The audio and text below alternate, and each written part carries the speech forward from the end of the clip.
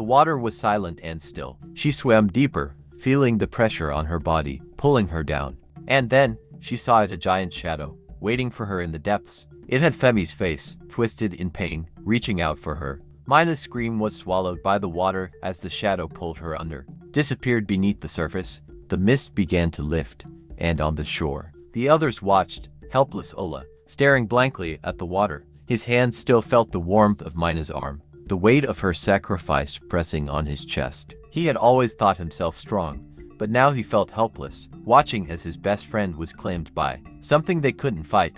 The lake grew quiet again. Lola sobs uncontrollably, cradling her face in her hands. Toby stands behind them, his fists clenched, staring at the water in shock with tears in his eyes. And the whispers stopped. Mina didn't return days later. The villagers found Ola, Toby, and Lola near the lake, staring blankly at the water, too afraid to speak. The lake had taken what it wanted. But as the villagers dragged the remaining friends away, a ripple spread across the surface of the lake, and a soft, familiar voice whispered from the depths.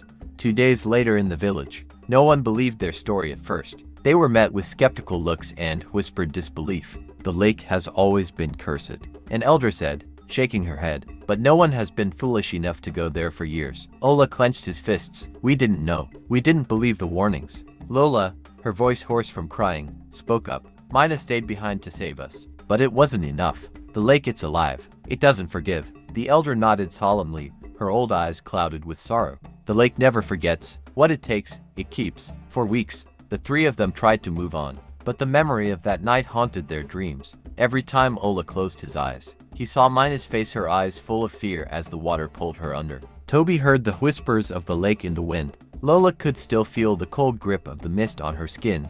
One evening, as the sun set over the village, the three of them gathered by the edge of the forest. They had barely spoken since that night, but the unspoken weight of what they'd been, bound together.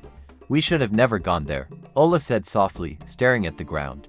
We should have listened. Toby looked out toward the distant hills where the lake lay hidden, shrouded in mystery and danger. We learned it too late, he said quietly, but we can warn others. Lola nodded, wiping away a tear. Mina's sacrifice. It can't be for nothing. They left the forest that day, vowing to keep the story of Lake Nuru alive, to make sure no one else would ever dare to disturb its waters. But the lake had not finished with them.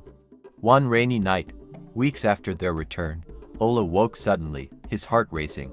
He swore he heard Mina's voice calling his name, soft and faint, like a whisper carried on the wind. He looked out the window, and in the distance, the trees seemed to sway, as if something or someone was watching. The next morning, he found a small puddle of dark water by his door, and etched in the mud were the words, "The lake never forgets." In each of the three friends' home, eerie signs of the lake's curse begin to appear. For Ola, he sits at a wooden table, staring at a dripping wet handprint on the wall near the door. The handprint is fresh, as if someone had touched the wall with soaking wet hands, but no one is there. For Lola, she is alone in her home, standing by a window, watching as strange ripples appear in a small bowl of water on her table, despite nothing touching it. Toby, walking alone in the village at night, glances over his shoulder as he hears faint splashing sounds, even though there is no water nearby. From that day on, the weight of the curse stayed with the three friends, though they had escaped with their lives. The lesson they learned was cruel and unforgiving. Some mistakes can never be undone, some debts can never be paid,